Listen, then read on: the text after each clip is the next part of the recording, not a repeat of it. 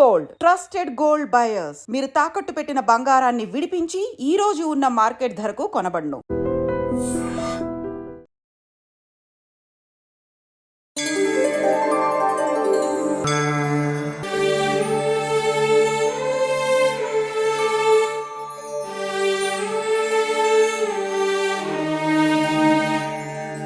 ఎక్కడ కూడా ఈ స్వామివారి ఆలయం కనిపించలేదు చాలా వరకు కూడా.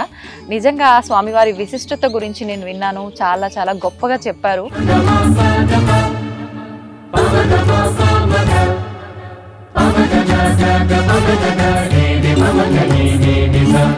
మన గణపతి సచ్చిదానంద స్వామీజీ వారు కాశీ క్షేత్రాన్ని సందర్శించినప్పుడు కాశీలో చింతామణి గణపతి ఆలయం ఉందండి.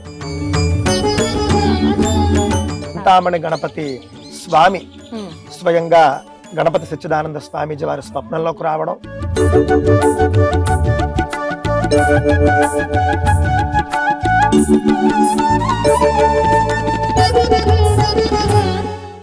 మనీ అంటే ఇంకా అది మన దగ్గర ఉంది అంటే మనకి ఏ లోటు ఉండదు అని.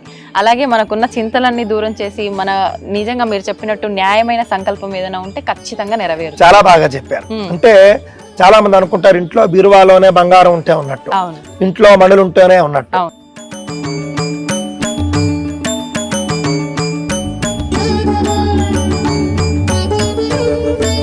ఈ మణి వద్దకు మనం వచ్చి దర్శనం చేసుకుని పూజ చేసుకుంటే చాలు మాట.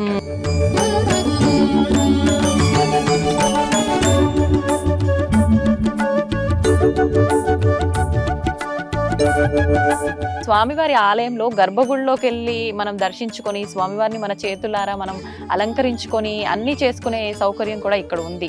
మామూలుగా గర్భగుడిలోకి ప్రవేశం మగవారు వెళ్తుంటారు కానీ ఆడవాళ్ళు చాలా తక్కువ గర్భగుడిలోకి వెళ్తుంటారు. కానీ ఇక్కడ స్వామివారి దగ్గరకు అందరూ వెళ్తున్నారు కదా. మనకు పరమ పూజ్యులైనటువంటి గణపతి సచ్చిదానంద స్వామీజీ వారివి అనేక క్షేత్రాలు ఉన్నాయి ప్రపంచవ్యాప్తంగా. కావున ఇక్కడ నేను అనుకోవడం అండి, చింతామణి గణపతి స్వామి స్వయంగా పరమ పూజ్య స్వామీజీ వారిని ఆదేశించి ఉంటాడు.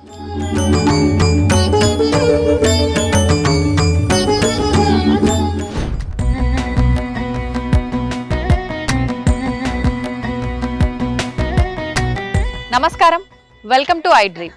మన సంస్కృతి కార్యక్రమానికి స్వాగతం. నేను మీ విజిత.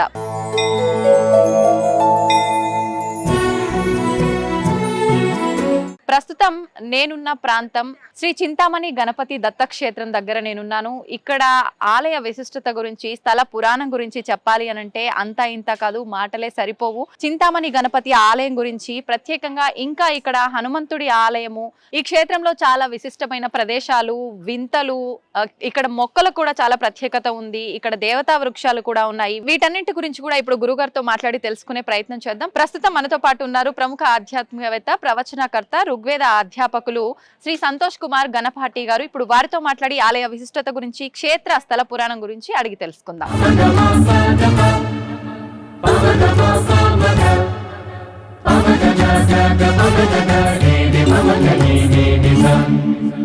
నమస్కారం గురువు గారు. నమస్తే అమ్మ. గురుగారు, చూస్తున్నాం మనకి ఎక్కడ కూడా ఈ స్వామివారి ఆలయం కనిపించలేదు చాలా వరకు కూడా. నిజంగా స్వామివారి విశిష్టత గురించి నేను విన్నాను, చాలా చాలా గొప్పగా చెప్పారు. అసలు ఏంటి స్వామివారి విశిష్టత ఏంటి, క్షేత్రం యొక్క విశిష్టత ఏంటో తెలియజేయండి మీ మాటల్లో. మనం చూస్తేనండి, శ్రీ గణపతి సచ్చిదానంద దత్త జ్ఞాన బోధ సభ విశాఖపట్నం, ఈ ఆశ్రమానికి సంబంధించినటువంటి ట్రస్ట్ అది. స్వస్తి శ్రీ కరనామ సంవత్సర మాఘ శుద్ధ విధియ బుధవారం నాడు ధనిష్ఠా నక్షత్రయుక్త మీన లగ్నమునందు, అనగా జనవరి 25వ తేదీ 2012లో అనఘాదేవి సమేత దత్తాత్రేయ సీతారామాంజనేయ సమేత శ్రీ చింతామణి గణపతి ప్రతిష్ఠ దేవాలయ కుంభాభిషేకములు ఇవి అవధూత దత్తపీఠాధిపతి పరమ పూజ్య శ్రీ శ్రీ శ్రీ గణపతి సచ్చిదానంద స్వామీజీ వారిచే సవైభవంగా నిర్వహించబడినది. నిజంగా ఎంత గొప్ప విశేషం అంటే 2012 అండి. 2012లో చింతామణి గణపతి ఆలయం ఇక్కడ కుంభాభిషేకం అది జరిగింది. కానీ దీనికి బీజం అనేది నాకు తెలిసి 6 సంవత్సరాలకు పూర్వమే అంటే ఆలయ పడిందన్నమాట. నిర్మాణానికి అంటే ముందు 6 సంవత్సరాలు దీనికి సంబంధించి ఇక్కడ ఈ విధంగా కట్టాలని కానీ ఈ స్థలం కానీ ఇదంతా కూడా అంతకంటే 6 సంవత్సరాల ముందే సంకల్పం జరిగిందండి. జరిగింది. మన గణపతి సచ్చిదానంద స్వామీజీ వారు కాశీ క్షేత్రాన్ని సందర్శించినప్పుడు కాశీలో చింతామణి గణపతి ఆలయం ఉందండి. ఆ చింతామణి గణపతి ఆలయానికి వెళ్ళినప్పుడు వారికి అనిపించింది నేను ఎక్కడైనా తెలుగు రాష్ట్రాల్లో చింతామణి గణపతి ఆలయాన్ని నిర్మించాలి అంటే అందరూ కూడా కాశీ వరకు రాలేరు కదా, అందుకని నిరంతరం అక్కడి ఉన్నటువంటి తెలుగు ప్రజల కోసం నిర్మించాలి అని వారు అక్కడ గణపతిని ప్రార్థించారు. ఆ శక్తిని ఆయన ఆలయ ప్రతిష్ఠ కోసం శక్తిని అని చెప్పేసి ప్రార్థించారండి. ప్రార్థించినప్పుడు ఆ తర్వాత చింతామణి గణపతి స్వామి స్వయంగా గణపతి సచ్చిదానంద స్వామీజీ వారి స్వప్నంలోకి రావడం. సాధారణంగా అక్కడ ఈ క్షేత్రం గురించి స్వప్నంలోకి వచ్చినానండి. మనం స్వామీజీ వారి జీవిత చరిత్ర చూస్తే గణపతి స్వామీజీ వారికి మిత్రుడు అని ఉంటుంది. చాలా ఆశ్చర్యం. మనకి సహజంగా పీఠాధిపతుల పేర్లు చూసామనుకోండి, మీరు చాలా మందిని చూడండి. ఉదాహరణకు సచ్చిదానంద స్వామీజీ, లేకపోతే సత్యానంద, మరొకటి ఉంటుంది. కానీ మన దత్తపీఠాధిపతులైనటువంటి స్వామీజీ వారి పేరు సచ్చిదానంద స్వామీజీ అని ఉన్నప్పటికీ ముందు గణపతి శబ్దం ఉంటుంది. ఉండి గణపతి సచ్చిదానంద స్వామీజీ. ఇది కొంచెం మనకు కొత్తగా అనిపిస్తుంది. దీని వెనుక ఏదో రహస్యం ఉండాలి అనిపిస్తుంది. మనకేమిటంటేనండి, స్వామీజీ వారికి చిన్నప్పటి నుండి కూడా గణపతి దేవుడితో అద్భుతమైనటువంటి మైత్రి ఉన్నది. ప్రశ్న గణపతి అని ఒక గణపతి, ఆయనతో ఎప్పుడు కూడా సహవాసం మాట్లాడి ఎప్పుడూ కూడా గణపతితో మాట్లాడుతూ ఉండేవారు. ఇప్పటికీ మాట్లాడుతూ ఉంటారు. మీరు చూసారా అటువంటి సందర్భాలు ఏమైనా? అంటే వారు చెప్పడం చాలా మంది పాత వాళ్ళు చూశారు, ఇప్పటికీ కూడా మనకు కనిపిస్తుందండి మన కళ్ళ ముందు.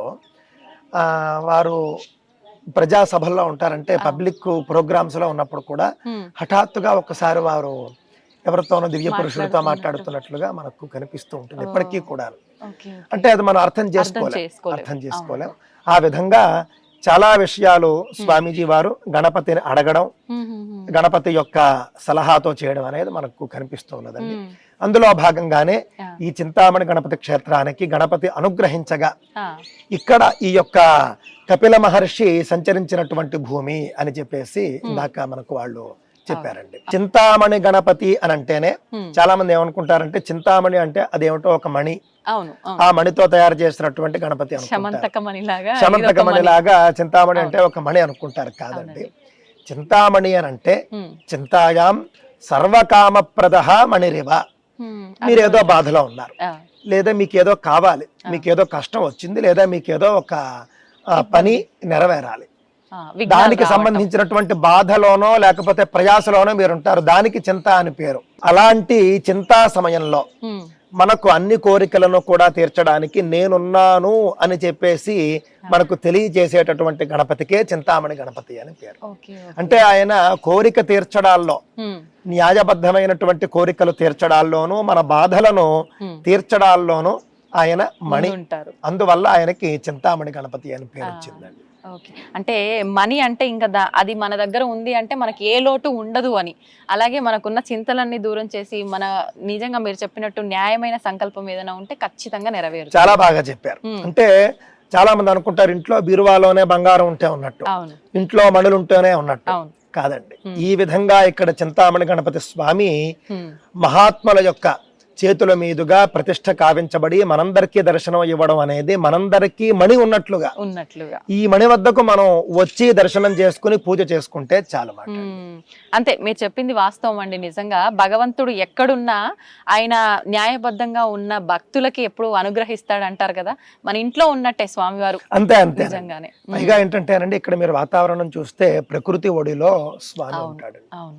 ప్రకృతి అంటే ఎవరండి? అమ్మవారు, పార్వతీదేవి. దేవి భాగవతంలో చెబుతుంది నా యొక్క స్వరూపమే ప్రకృతి అని చెప్పేసి. అంటే స్వామి ఇక్కడ తల్లి ఒడిలో ఉన్నాడు. సాక్షాత్తుగా కొండ కింద ప్రకృతి రమణీయమైనటువంటి ఒడిలో ఆయన ఉన్నారు అని అంటే కన్న తల్లి ఒడిలో ఉన్నారు ఆయన. ఎంత లాలనలో ఉంటే అంతే కదండి. ఎంత చక్కగా. మరొక అంశం ఏమిటంటే, మీరు మంచి మాట చెప్పారు చూసారా, కన్న తల్లి లాలనలో ఉన్నప్పుడు పిల్లలు చాలా సంతోషంగా. ఏమండి, మీరు వెళ్ళి ఏమైనా అడిగారు అనుకోండి వెంటనే ఇచ్చేస్తారు.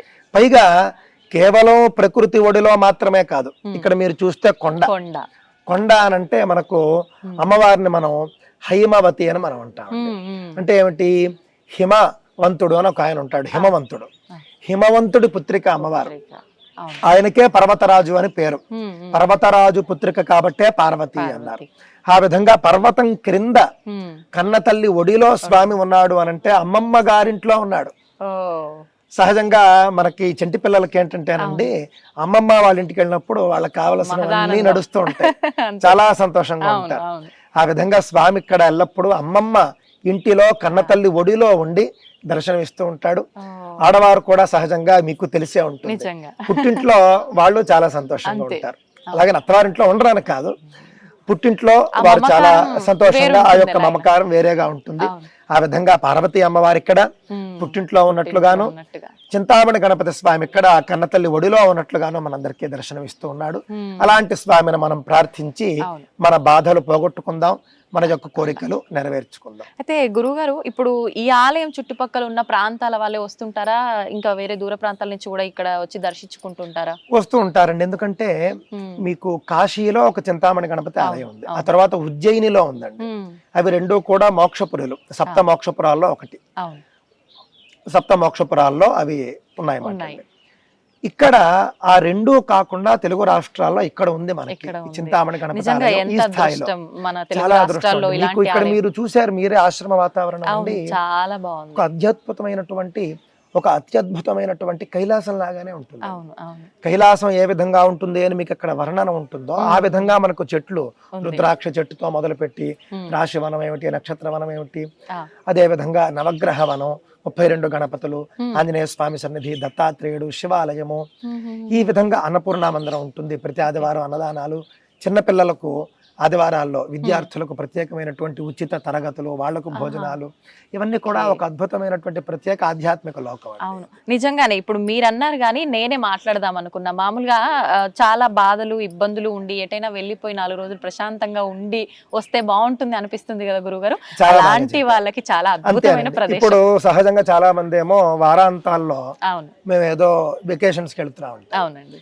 మీరు మామూలుగా వెకేషన్కి వెళ్ళారనుకోండి, మీకు డబ్బు ఖర్చు అవుతుంది, మీకు ఏదో ఆనందం వస్తుంది అంతే. కానీ ఇలాంటి చోట్లకి మీరు వచ్చినప్పుడు ఇది మీకు ఒక ఆధ్యాత్మికమైనటువంటి ఒక అద్భుతమైన ప్రకృతి లోకం ఇది. ఇలాంటి చోటుకు వచ్చారనుకోండి, మీరు శనాదివారాల్లోని మీకు పెద్దగా ఖర్చే ఉండదు. చక్కగా మీరు మీ యొక్క వాహనంలో రావడమో లేకపోతే బస్సులో రావడమో ఆటోలో రావడమో ఖర్చు తప్పితే, వచ్చిన తర్వాత మీరు చక్కగా దర్శనాలు, పూజలు అన్ని చేసుకుంటారు. ఆదివారాల్లో అన్నదానం ఉంటుంది కాబట్టి భోజనం కూడా ఇక్కడే అయిపోతుంది. మీరు ఒక దివ్యానుభూతితో వెళతారు. నిజంగానే వేరే చోట్ల మీకు ఆధ్యాత్మికత లేని చోట్లకి వెళ్ళారు అనుకోండి, మీరు అక్కడ మీకు కేవలం టూరిస్ట్ గా వెళతారు. మీరు డబ్బు ఖర్చు, ఆనందం. కానీ ఇక్కడ డబ్బు తక్కువగా ఖర్చు అవుతుంది, ఆనందంతో పాటు దివ్యానుభూతి, మనశ్శాంతి, ప్రశాంతత, కష్టాల నుండి మీకు ఒక ఊరట ఇక్కడ మీకు కనిపిస్తుంది. అంతే. అంటే మనకు ప్రకృతిని చూడగానే అన్ని మర్చిపోతాము. కన్న తల్లితో ఇందాక మీరు అన్నట్టుగా ఉంటే అన్ని ఎలా మర్చిపోతామో అలా ప్రకృతి ఒడిలో ఉన్న ఫీలింగ్ కాదు, నిజంగానే ఉంటున్నాం కాబట్టి మనసులో ఉన్న ఆలోచనలు ఏవి కూడా అసలు గుర్తుకనేది రాదు. అవన్నీ తొలగిపోయి మంచిగా సంతోషాన్ని నింపుకొని వెళ్ళిపోతారు నిజంగానే. అయితే గురుగారు, మనకు స్వామివారి ఆలయంలో గర్భగుడిలోకి వెళ్ళి మనం దర్శించుకొని స్వామివారిని మన చేతులారా మనం అలంకరించుకొని అన్ని చేసుకునే సౌకర్యం కూడా ఇక్కడ ఉంది. మామూలుగా గర్భగుడిలోకి ప్రవేశం అక్కడ పౌరోహిత్యం నిర్వహించే పురోహితులకి తప్ప మిగతా వాళ్ళకు ఉండదు. ఒకవేళ ఉన్న మగవారు వెళ్తుంటారు కానీ ఆడవాళ్ళు చాలా తక్కువ గర్భగుడిలోకి వెళ్తుంటారు. కానీ ఇక్కడ స్వామివారి దగ్గరకు అందరూ వెళ్తున్నారు కదా, దాని వెనకాల ఆంతర్యం ఏమైనా ఉందా? మనకు పరమ పూజ్యులైనటువంటి గణపతి సచ్చిదానంద స్వామీజీ వారివి అనేక క్షేత్రాలు ఉన్నాయి ప్రపంచవ్యాప్తంగా. అమెరికా, యూరప్ తో మొదలుపెట్టి మనకి భారతదేశంలో ఎక్కువగా ఉన్నాయి. భారతదేశంలో ఉన్నటువంటి అనేక దత్తక్షేత్రాల్లో ఇది ఒక గణపతి క్షేత్రం, దత్తక్షేత్రంతో కూడినటువంటి గణపతి క్షేత్రం. వారు ఒక్కొక్క ఆలయానికి వారికి ఒక్కొక్క సంకల్పం ఉంటుందండి. వారి సంకల్పం కూడా ఒక్కొక్కసారి వారి స్వతసిద్ధ సంకల్పాలు ఉంటాయి, ఒక్కొక్కసారి సాక్షాత్తుగా భగవంతుడే చెబుతాడు. కావున ఇక్కడ నేను అనుకోవడం అండి, చింతామణి గణపతి స్వామి స్వయంగా పరమ పూజ్య స్వామీజీ వారిని ఆదేశించి ఉంటాడు, లేదా గణపతి సచ్చిదానంద స్వామీజీ వారికి స్వయంగా అనిపించి ఉంటుంది. ఈ విధంగా ఇక్కడ ఎక్కడా లేదు, కానీ ఇక్కడ ఈ విధంగా చేద్దాం. ఎందుకు అనంటే ఇది దివ్య క్షేత్రము. ఇది సాధారణమైనటువంటి భూమి కాదు. కావున ఇక్కడ ప్రతి ఒక్కరూ కూడా స్వయంగా గణపతిని లోపలికి గర్భాలయంలోకి వెళ్ళి అర్చించుకునేట్లుగా నేను ఇక్కడ అందరికీ కూడా అవకాశం ఇస్తాను అని పూజ్య స్వామీజీ వారే సంకల్పం తీసుకున్నారు అని నేను అనుకుంటూ ఉన్నాను. మనం ఇందాక చెప్పుకున్నట్లుగా తల్లి ఒడిలో ఉండడము అని అంటే అంతే కదండి, మనకి తల్లి గర్భం నుండే మనం వస్తాం. ఆ విధంగా తల్లి ఒడిలో ఉన్నాడు కాబట్టి ఆయన ప్రతి ఒక్కరూ కూడా వచ్చి తల్లి ఒడిలో ఉన్నటువంటి గణపతిని పూజించుకునే అవకాశాన్ని ఇచ్చారని నేను అనుకుంటున్నాను. చిన్న పిల్లోడు తల్లి ఒడిలో ఉంటే చూడడానికి ముద్దుగా ఉంటే అందరం ఎలా అయితే ఆకర్షితులమై వెళ్ళిపోతామో అలాంటి అవకాశం ఇవ్వడం కోసం స్వామి కల్పించారు. అలాంటి అవకాశం ఇవ్వడం కోసమే. నిజంగానే గురువు మీరు గమనించండి, ఇక్కడ ఉన్నటువంటి గణపతి మీకు విగ్రహం మీకు ఎంత పెద్దది కనిపించినా కూడా మీకు ఏదో ఆయన ఒక చిన్న బాలులాగానే ఉంటాడు. దానికి కారణం ఇదేనండి, ప్రకృతి ఒడిలో ఆయన ఉండడం వల్ల ఇక్కడ చక్కగా భక్తులంతా గర్భగుడిలోకి స్వయంగా వెళ్లి పూజలు చేసుకోవచ్చు. పేద సంపన్న, లేకపోతే బడుగు బలహీన, లేకపోతే ఉన్నత, స్త్రీ పురుష, లేకపోతే బాల వృద్ధ, ఏ భేదాలు లేవండి. అందరూ గర్భగుడిలోకి వెళ్ళొచ్చు, అందరూ పూజ చేసుకోవచ్చు. కాకపోతే మీరు చక్కగా స్నానం చేసి రావాలి. మగవారైతే కనుక తప్పక తలకు స్నానం చేసి రావాలి. ఆడవారైతే కనుక మామూలు స్నానం చేసినా కూడా చక్కగా చెల్లుతుంది. పవిత్రమైనటువంటి చీర కట్టుకుని వస్త్రధారణతో ఆడవారు రావాలి. మగవారు కూడా చక్కగా పంచె కట్టుకుని వస్తే చాలా మంచిది. సాంప్రదాయ బొట్టు పెట్టుకుని రావాలి. జుట్టు విరబూసుకొని రాకూడదు, జడ వేసుకోవాలి తప్పకుండాను. ఈ విధంగా సాంప్రదాయ వేషధారణతో వస్తే కనుక ఇలాంటి దివ్యమూర్తుల్ని మనం పూజించుకున్నప్పుడు ఆ యొక్క ఫలితాన్ని మనం ఎక్కువగా అనుభూతి చెందగలుగుతాం. ఆ యొక్క ఫలాన్ని మనం ఎక్కువగా స్వీకరించగలుగుతాం. నిజం గురుగారు, మీరు చెప్పింది నిజంగా మంచి మాటలు చెప్పారు. తర్వాత మనం ఈ క్షేత్రంలో విశేషమైనవి చాలా ఉన్నాయి. ఇప్పుడు ఆలయ విశిష్టత గురించి, స్వామివారి గొప్పతనం గురించి చాలా చక్కగా తెలియజేశారు. మరి మీరు అన్నట్టుగా రుద్రాక్ష చెట్టు అన్నారు, ఇంకా మిగతా ఆలయాలు అన్నారు, మనం వాటి గురించి కూడా తెలుసుకుందామా? తప్పకుండానండి. మనం ఇక్కడ మీరు రుద్రాక్ష చెట్టు పక్కనే మీకు కార్యసిద్ధి ఆంజనేయ స్వామికి పూర్ణఫల దీక్షలు అని ఉన్నాయండి. వాటి గురించి మనం తెలుసుకునే ప్రయత్నం చేద్దాం.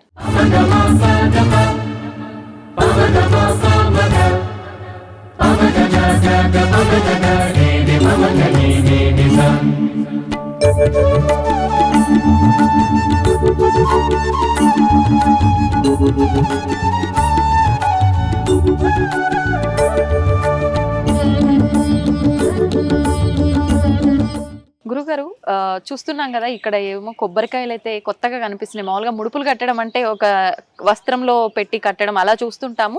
ఇప్పుడు ఇక్కడ చూస్తుంటే డైరెక్ట్ గా కొబ్బరికాయలే కనిపిస్తున్నాయి. దీని గురించి తెలియజేయండి. దీనికి పూర్ణఫల దీక్ష అని పేరండి. పూర్ణఫలము అంటే కొబ్బరికాయ. ఎందుకు అంటే మీకు గుండ్రంగా ఉంటుంది, అవునండి, లోపల నిండా నీళ్లు ఉంటాయి. ఆ విధంగా దీనికి పూర్ణఫలము అని పేరండి. ఈ దీక్షకు పూర్ణఫల దీక్ష అని పేరు.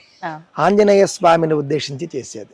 ఆంజనేయ స్వామిని ఉద్దేశించి చేసేది. మనకి ఈ క్షేత్రంలో కార్యసిద్ధి ఆంజనేయ స్వామి అని ఉన్నాడు అన్నమాట. స్వామీజీ వారు వారి అనేక ఆశ్రమాల్లో కార్యసిద్ధి ఆంజనేయ స్వామిని ప్రతిష్ఠ చేశారు. కార్యసిద్ధి అంటే ఏమిటి చెప్పండి? పనవడం. అంటే మన యొక్క కార్యాన్ని సిద్ధింపజేసేది మనకు కార్యసిద్ధి అని. మన కార్యాలను సిద్ధింపజేసేటటువంటి ఆంజనేయ స్వామి కార్యసిద్ధి ఆంజనేయ స్వామి.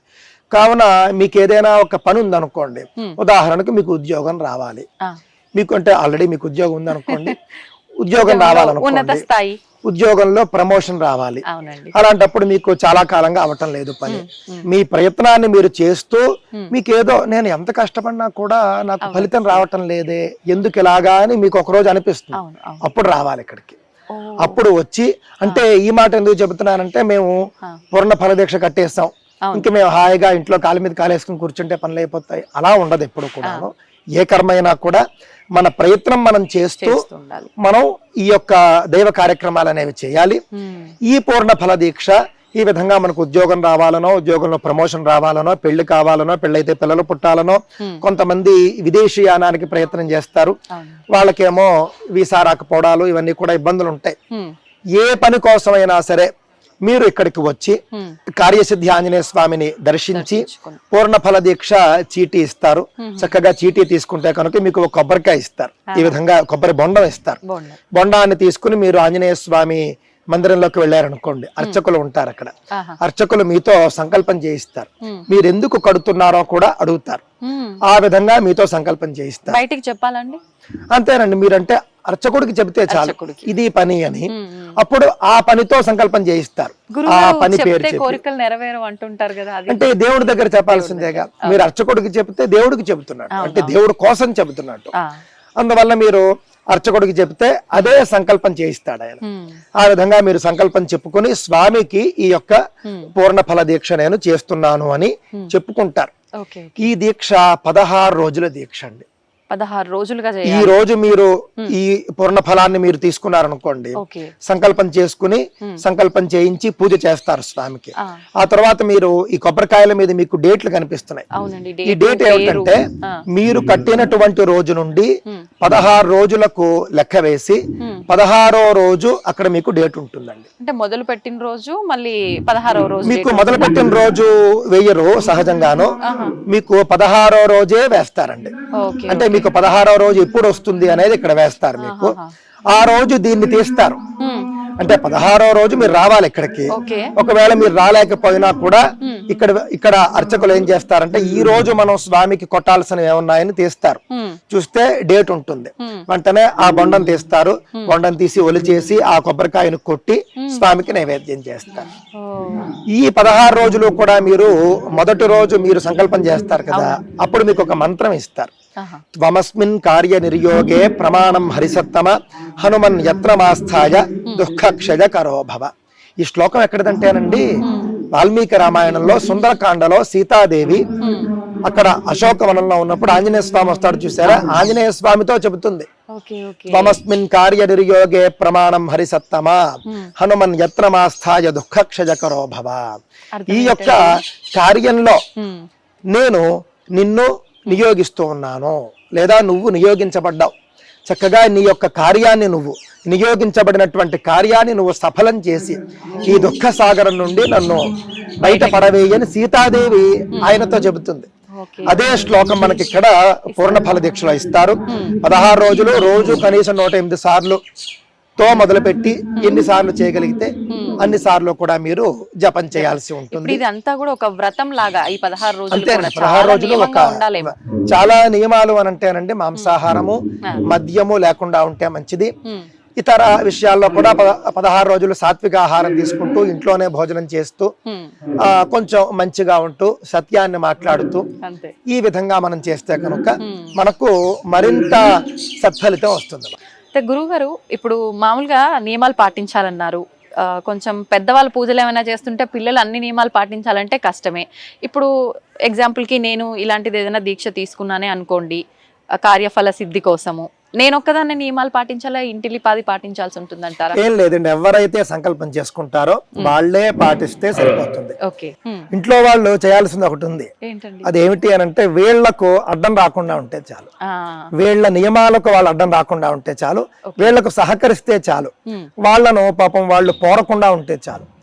చాలా మంది మన ఇళ్లలో ఏముంటుందంటేనండి, వీళ్ళు చేయకపోగా చేసే వాళ్ళను కూడా ఒక 4 మాటలు అంటూ ఉంటాం. అలాంటివి ఏమి అనకుండా వీళ్లను చక్కగా వీళ్ల దీక్షను గౌరవించి 16 రోజులు వాళ్ళను చక్కగా చూసుకుంటే చాలు, వాళ్లకు సహకరిస్తే చాలు, వీళ్ళు ఏ నియమాలు పాటించనక్కర్లేదు. ఓకే గురుగారు, నాదొక చిన్న సందేహం. ఇటువంటి పూజలు దీక్షలు ఏమైనా చేస్తున్నాం అనగానే తెలియకుండానే ఒక భయం మొదలవుతుంది, మధ్యలో ఏదైనా ఆటంకం వస్తుందేమో, ఎలా ఏంటి అని చెప్పి. మీరు ఇందాక ఆల్రెడీ చెప్పారు మనం వచ్చినా రాకపోయినా పురోహితులు చూసుకుంటారని, కానీ ఆ దీక్ష మన గురించి చేస్తున్నారు కదా, అటువంటి ఏదైనా వచ్చింది ఇబ్బంది అని అంటే అప్పుడు?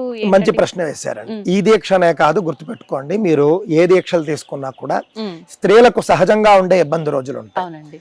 ఆ ఇబ్బంది 3 రోజులు కూడా ఏమి కంగారు పడక్కర్లేదు. అయ్యో దీక్ష మధ్యలో వచ్చేసిందే అని టాబ్లెట్లు వేసేసుకుంటాను అనుకోకూడదండి. 16 రోజులు దీక్ష, 8 రోజులు అవ్వగానే డేట్ వచ్చింది అనుకోండి, ఆ 4 రోజులు వదిలేయాలి. వదిలేసి మీకు కంటిన్యూషన్ అవుతుంది. 8 రోజులు దీక్ష చేసి 4 రోజులు మీకు ఇబ్బంది వచ్చి 5వ రోజు నుండి మళ్ళీ మీకు 9వ రోజు మొదలవుతుంది. ఆ విధంగా ఈ 4 రోజులు మీరు వదిలేయవచ్చు, కంగారు పడక్కర్లేదు. అలాగే మగవారికి వచ్చేటటువంటి పురిటి మైల కానీ లేకపోతే మృతి సంబంధించినటువంటి మైలలు కానీ వచ్చినా ఇదే నియమం. మీకు దాని తర్వాత మీకు కంటిన్యూ అవుతుంది అన్నమాట. ఓ నిజంగా పూజలు అనగానే ఆధ్యాత్మికం అనగానే చేయడానికి ఇష్టపడ్డ ఇలాంటి చిన్న చిన్న ఉంటాయి కాబట్టి భయాలు ఉంటాయండి చాలా మందికి. ఆడవాళ్ళలో ముఖ్యంగా డేట్ వచ్చేస్తే మొత్తం పోతుందేమో, ఏమీ కాదండి. ఈ డేట్ రావడం అనేది వేదకాలం నుండి ఉంది. కావున దీక్ష మధ్యలో ఆ విధమైన ఇబ్బంది వచ్చినప్పుడు ఆ రోజుల మటుకు మనం లెక్క వేసుకోకుండా 5వ రోజు నుండి మళ్ళీ 5వ రోజు నుండి మళ్ళీ కొనసాగించడమే. ఏ రోజు ఎన్నో రోజు అయితే ఆగిందో ఆ రోజు మళ్ళీ మీకు కొనసాగుతుంది. గురుగారు ఇప్పుడు మీరు అన్నట్టుగా ఆడవారి వీలు కానీ 5 రోజుల సమయం అయితే మీరు అన్నట్టుగా మళ్ళీ కంటిన్యూ చేయొచ్చు. కానీ ఇప్పుడు మనకు పురిటికి సంబంధించిన సృష్టి అని ఎవరైనా చనిపోయినప్పుడు ఇలాంటి సందర్భంలో అడగొచ్చో లేదో తెలియదు కానీ చాలా మందిలో ఉండే సందేహం, అలాంటప్పుడు వచ్చే సృష్టి మైల ఇలాంటివి ఉంటాయి కదా, మరి అది ఖచ్చితంగా ఒక 11 రోజులు ఉంటాయి, సంవత్సరం పాటు ఉంటాయి, 21 రోజులు అలా ఉంటాయి. అంటే సహజంగా 10 రోజులేనండి. 10 రోజులే అంటే దశాహం అంటారు. కొంతమందికి 3 రోజులు, కొంతమందికి పక్షిణి ఉంటుంది. సంవత్సరం అనేటటువంటిది గుర్తుపెట్టుకోండి. ఎవరైతే కర్మ చేస్తారో వాళ్ళకే సంవత్సర మైల ఉంటుంది. ఉదాహరణకు కన్న తండ్రి లేకపోతే కన్న తల్లి కాలం చేసినప్పుడు స్వయంగా కొడుకు చేస్తాడు కదా, కొడుకు కోడలు ఇద్దరికి కూడా అది వర్తిస్తుంది. ఇద్దరు కర్తల కింద లెక్క. కొడుకు చేస్తాడు, భార్య ఎలాగో ఉంటుంది. ఎవరైతే కర్మ చేస్తారో వాళ్ళ కుటుంబానికి సంవత్సర ఆశౌచం ఉంటుంది. అంటే తండ్రికి 4 కొడుకులు అనుకోండి, చేయడం మామూలుగా పెద్దవాడు చేసినా కూడా 4 చేస్తున్నట్లు లెక్క అక్కడ. ఎందుకంటే మిగిలిన వాళ్ళకు కూడా కొంత కర్మ ఉంటుంది దాంట్లో. కావున ఆ విధంగా కన్న తల్లి కన్న తండ్రి కాలం చేసినప్పుడు మాత్రమే ఆ బిడ్డలకు సంవత్సరాశౌచం ఉంటుంది. అది మగ బిడ్డలకు. ఆడబిడ్డ పెళ్ళైపోయి బయటికి వెళ్ళిపోయింది అనుకోండి, అత్తవారు మామగారు పోయినప్పుడు మాత్రమే ఆ యొక్క సంవత్సరమైల అనేటటువంటిది వస్తుంది. కానీ చాలా మంది తెలియక ఏమనుకుంటారంటే పెదనాన్న చిన్న అన్న ఇంటి పేరు ఒకటి, ఇంకా వాళ్ళు పోతే చాలు సంవత్సరం అంతా వీళ్ళన్నీ మానేస్తారు. అలా అయితే నేను మీకు చిన్న ఉదాహరణ ఒకటి చెబుతానండి, సరదాగా ఉంటుంది. 60,000 మంది సగరపుత్రులు అని ఆయన సంతానం అండి. 60,000 మంది బిడ్డలు, 60,000 మందికి సంతానం ఉన్నప్పుడు 60,000 మందిలో ఎవరో ఒకళ్ళు ఎప్పుడో ఒకప్పుడు పోతూనే ఉంటే ఇంక వీడి జీవితాంతం వీడి ఇంకా సంవత్సరాశౌచం ఎప్పటికి చేస్తాడు, పాటిస్తూనే ఉండాల్సి వస్తుంది. సరే, ఆ యుగాన్ని బట్టి లక్షల సంవత్సరాలు జీవించేవారు అయినప్పటికీ కూడా సంవత్సర మైల మనం కేవలం ఇంటి పేరుతోనో లేకపోతే రక్త సంబంధంతోనో తీసుకుంటే ఎంత ఇబ్బంది చెప్పండి. అది శాస్త్రంలో లేదు. కేవలం సాక్షాత్తుగా కన్న తల్లి కన్న తండ్రి కాలం చేసినప్పుడు ఆ బిడ్డలకు మాత్రమే సంవత్సరాశౌచం, అది కూడా మగ బిడ్డలకు మాత్రమే వస్తుంది.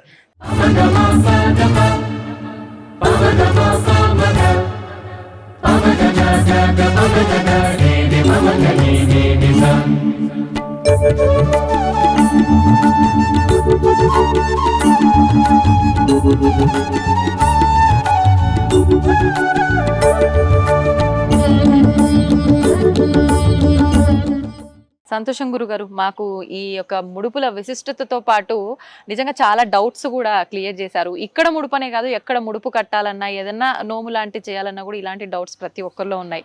అవన్నీ కూడా ఈ వీడియో చూస్తే కనుక నివృత్తి అయిపోతాయి. ఇంకొక చిన్న డౌట్ గురుగారు, దీనికి సంబంధించి కాదు, మామూలుగా రుద్రాక్షలు అంటే మన ప్రాంతంలో ఎక్కువగా పెరిగేవి కావు, అది ఎక్కువ చల్లగా ఉండే ప్రదేశాల్లో పెరుగుతుంటాయి, చూస్తూ ఉంటాం. కానీ ఇక్కడ మన క్షేత్రంలో చూస్తే రుద్రాక్ష చెట్టు కూడా కనిపిస్తోంది. దీని గురించి ఒక్కసారి మనం మాట్లాడుకుందామా? ఇది సహజంగానండి దేవతా వృక్షాలు అని మీకు కొన్ని ఉంటాయండి. ఈ దేవతా వృక్షాలు అన్ని చోట్ల పెరగవు, గుర్తుపెట్టుకోండి.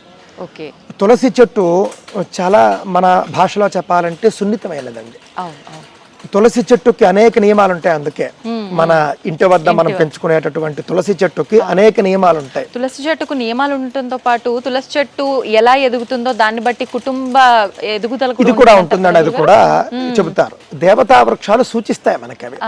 కావున తులసి, మారేడు, ఔదుంబరం అంటే మేడి, రావి, మర్రి, మోదుగ, వేప ఇవన్నీ కూడా దేవతా వృక్షాలండి. రుద్రాక్ష చెట్టు ఇంకా మనకి చెప్పక్కర్లేదు, పేరులోనే దేవుడు ఉన్నాడు రుద్ర అని చెప్పేసి. శివుడు యొక్క కళ్ళ నుండి రాలినటువంటి కొన్ని అశ్రు బిందువులు. ఆయన ఒకానొక సందర్భంలో కొన్ని వేల ఏళ్ళు శివుడు తపస్సు చేశాడు. తపస్సు చేసినప్పుడు అంతటి తీవ్రమైన తపస్సు తరువాత ఒక సందర్భంలో అలా కళ్ళు తెరుస్తాడు. ఆ కళ్ళ నుండి కొన్ని బిందువులు నేల మీద రాలుతాయండి.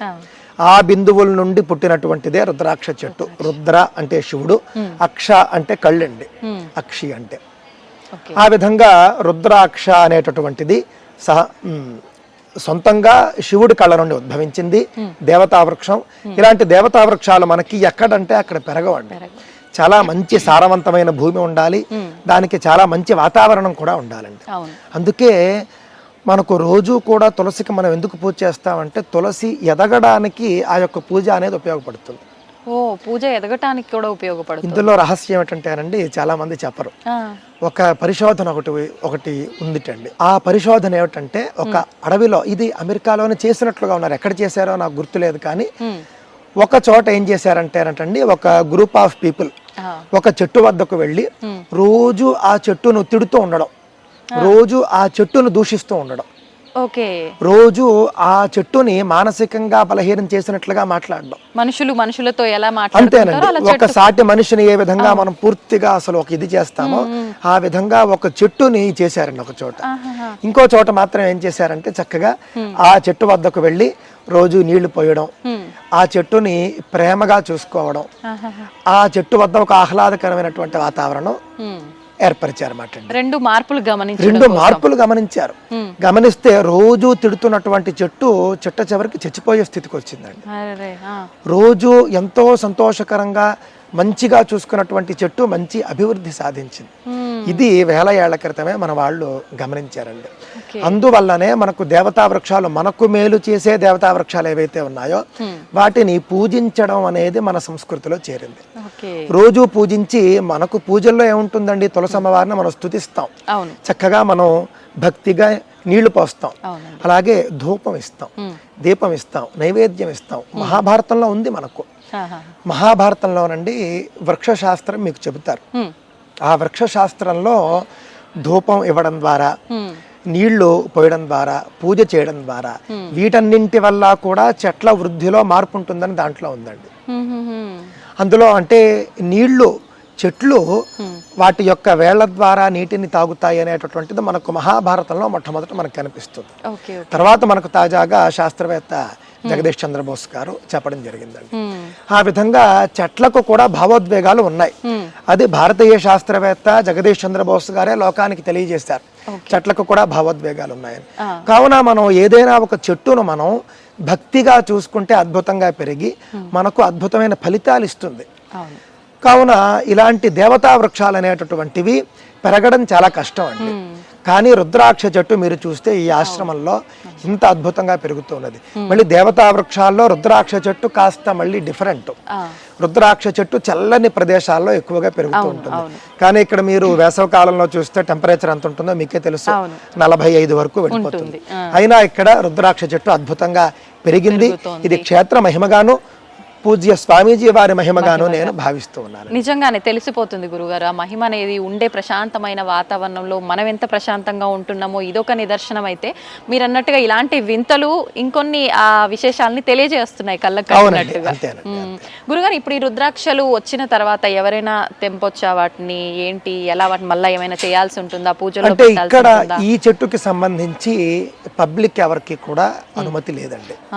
పబ్లిక్ తెంపుకోవచ్చు అని మనం మొదలు పెట్టామనుకోండి, అసలు ఒక కాయ ఉండొచ్చు చెట్టుకి. కావున అలాంటి అనుమతి లేదు, దర్శనం చేసుకుని వెళ్ళడమే. ఈ కాయల్ని ఇక్కడి ఆశ్రమ వాళ్ళే సేకరిస్తారు, సేకరించి అవకాశం ఉన్నప్పుడు భక్తులకు ఇస్తూ ఉంటారండి. మామూలుగా కాయ పండిన తర్వాత ఆ పండు నేల మీదకి రాలిపోతుంది. రాలిపోయిన తర్వాత మనం పైన ఉన్నటువంటి స్కిన్ అంతా కూడా తీసేస్తే లోపల మీకు రుద్రాక్ష ఉంటుంది. ఇక్కడ సహజంగా ఈ చెట్టుకి పంచముఖ రుద్రాక్షలు వస్తూ ఉంటాయండి, అప్పుడప్పుడు 6 ఆ విధంగా కూడా మనకు కనిపిస్తూ ఉంటుంది. అలాగని ఇది పంచముఖ రుద్రాక్ష చెట్టే అని చెప్పలేము, అటు ఇటుగా కూడా ఉంటుంది.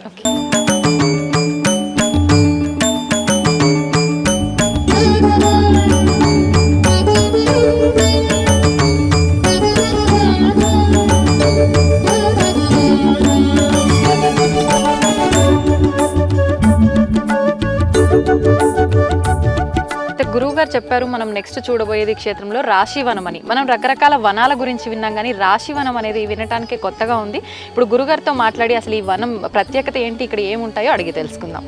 గురుగారు ఇప్పుడు రాశివనం అన్నారు, మరి అంటే ఆ వనం అని చెప్పి ఈ వనం అని చెప్పి రకరకాల పేర్లతో వనాలు అయితే ఉంటూ ఉంటాయి. రాశివనం అనేది చాలా కొత్తగా ఉంది వినటానికి. నిజంగా అంతే కొత్తగా ఉంటుందా చూడటానికి కూడా? అసలు ఏంటి ఈ విశిష్టత కూడా తెలియదు. అవునండి, మనకు మహాత్ముల వల్ల కలిగే ప్రయోజనాలు ఇవేనండి.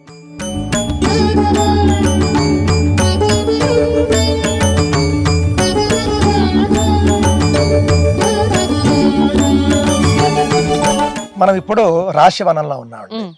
మనకి మహాత్ముల వల్ల కలిగేటటువంటి ప్రయోజనం ఇదేనండి. అవును గురుగారు. మనకు శంకర భగవత్పాదాచార్యుల్లాగా మహాత్ములు భారతదేశంలో అవతరిస్తూనే ఉంటారు.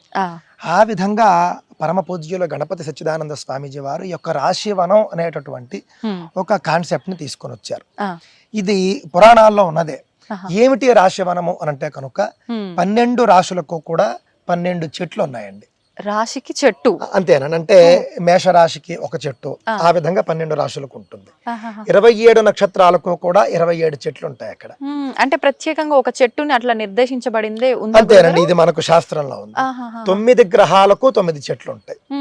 మీ నక్షత్రాన్ని బట్టి, మీ రాశిని బట్టి, అదే విధంగా మీ యొక్క జాతకంలో ఏ గ్రహం బలహీనంగా ఉంటే ఆ చెట్టు వద్దకు వెళ్ళి మీరు ప్రదక్షిణ చేయడం కానీ, కాసేపు అక్కడ ఏదైనా మంత్రజపం చేసుకోవడం కానీ చేయడం వల్ల మీరు మంచి ఫలితాన్ని పొందుతారండి. ఓకే గురుగారు, ఇప్పుడు చెట్టుకు ప్రదక్షిణ అన్నారు మీరు. అయితే ఇప్పుడు ఇలాంటి విషయాలు వినగానే ఆ చెట్టు ఎక్కడున్నా కూడా వెళ్ళి పూజ చేస్తాము, ప్రదక్షిణలు చేస్తామంటారు. అంటే ఇది ఇంత మహిమతో కూడి ఉన్న ప్రదేశం కాబట్టి అలా చేస్తే ఫలితం ఉంటుందా? మనం ఎక్కడ చేసుకున్న ఆ చెట్టుకి ఫలితం ఉంటుందా? ఎక్కడైనానండి, మీకు సనాతన ధర్మంలో అసలు గొప్ప వరం ఏమిటంటేనండి, భగవంతుడు ఏ మతం ప్రకారమో కూడా భగవంతుడు నేరుగా వచ్చి కనిపించడం అనేది చాలా అరుదండి, చాలా అరుదు. మనకు చాలా అపురూపంగా జరుగుతూ ఉంటుంది. వేదంలో కూడా పరోక్ష ప్రియా ఇవహి దేవాహ అంటారు. అంటే దేవతలు పరోక్షంగా ఉండడానికి ఇష్టపడతారని. ప్రత్యక్ష ద్విషః అని కూడా ఉంది. అంటే ప్రత్యక్షం అవడానికి కూడా వాళ్ళకి అంతగా ఆసక్తి ఉండదు. అంతటి తీవ్రమైన తపస్సుతోనే వాళ్ళు ప్రత్యక్షం అవుతారు. కానీ సనాతన ధర్మంలో గొప్పతనం ఏమిటంటేనండి, ఈ చెట్లు ప్రత్యక్ష దైవాలు, అదే విధంగా చెట్లు కదిలే దైవాలు. స్థావరాలుగా ఒక చోట ఉండిపోతాయి కానీ గాలి వేసినప్పుడు కదులుతాయి కదండి. ఆ విధంగా చెట్లు అనేవి కదిలే దైవాలు. కదిలే దైవాలకి మనం వెళ్ళి దండం పెట్టుకున్నా, ప్రదక్షిణ చేసినా, పూజ చేసినా కూడా, అంటే అన్ని చెట్లు కాదు, మళ్ళీ చక్కగా మీకు మన శాస్త్రంలో చెప్పిన దేవతా వృక్షాల వద్ద మీరు ప్రదక్షిణ చేసినా, పూజ చేసినా, అక్కడ ఏదైనా జపం చేసుకున్నా, ఎక్కడికి వెళ్ళినా మీకు ఏ దేవతా వృక్షం మీకు ఎక్కడున్నా కూడా మీకు ఫలితం ఉంటుంది. కానీ ఇలాంటి దివ్య క్షేత్రాల్లో ఉండే చెట్లకు మరింత మహిమ ఉంటుంది. ఎందుకనంటే ఇప్పుడు మీరు చూసినట్లయితే అక్కడ వారు పూజ చేస్తున్నారు. ఆ విధంగా ఇక్కడ నిరంతరము పూజలు జరుగుతూ ఉంటాయి. నిరంతరము ఇక్కడ చెట్లను సంరక్షిస్తూ ఉంటారండి. ఈ చెట్టు మీరు చూశారనుకోండి, ఇది అడవి మామిడి చెట్టు. అక్కడ మీకు రాశారు చూడండి మీరు, అడవి మామిడి చెట్టు. ఈ అడవి మామిడి చెట్టు హస్త నక్షత్రం వాళ్ళది. ఓకే, ఇప్పుడు నక్షత్రంలో కూడా మళ్ళీ పాదాలు అని ఉంటాయి కదా గురుగారు, ఏ పాదం వాళ్ళ? మీకు 4 పాదాలు అనండి. మీకు ఎన్ని పాదాలు ఉంటే అన్ని పాదాలకు కూడా ఒకే చెట్టు, నక్షత్రానికి ఒక చెట్టు అంతే. ఓకే, ఇప్పుడు ఈ గుడి చుట్టూ ప్రదక్షిణ చేసి పసుపు కుంకుమ అలంకరించి అలా చేయాలా గురుగారు? ఎలా లేదండి, ఇక్కడ ప్రదక్షిణలు చేసి ఒక పువ్వు వేసుకుంటే చాలు అని అడిగితే, ఇంకా బొట్లు పెట్టుకోవచ్చు. పసుపు కుంకుమ కూడా సమర్పించుకోవడం మంచిదేనండి. ఈ చెట్టు కోసమని మీరు ఏదైనా ఒక నైవేద్యాన్ని పెట్టారనుకోండి, ఖచ్చితంగా, అంటే ఏదో ఒక పండో ఏదో మీరు పెడితే కనుక ఈ చెట్టును ఆశ్రయించి ఉన్నటువంటి జీవులు తింటాయి. అందులో ఉన్నటువంటి సారాన్ని చెట్టు తీసుకుంటుంది. ఏదైనా ఒక వస్తువు మీరు అక్కడ పెడితే అందులో ఉండేటటువంటి ద్రవ పదార్థాన్ని చెట్టు కాస్తో కోస్తో స్వీకరిస్తుంది. చెట్టును ఆశ్రయించి ఉన్నటువంటి కొన్ని సూక్ష్మ జీవులు ఉంటాయి, అవి తింటాయి. తద్వారా కూడా మీకు చాలా మంచి జరుగుతుంది. ఒక జీవికి భోజనం పెట్టిన ఫలితం కూడా వస్తుంది.